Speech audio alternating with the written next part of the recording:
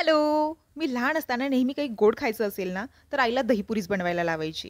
आजसुद्धा मला दहीपुरी खायची खूप इच्छा झालेली, तर मी दहीपुरी बनवायला घेतली आहे. त्यासाठी घेऊया 2 वाटी गव्हाचं पीठ, अर्धा वाटी दही, चिमूटभर मीठ, 1 चमचा गरम तेल. आता यामध्ये थोडं-थोडं पाणी घालून याचा गोळा तयार करून घ्यायचा आहे.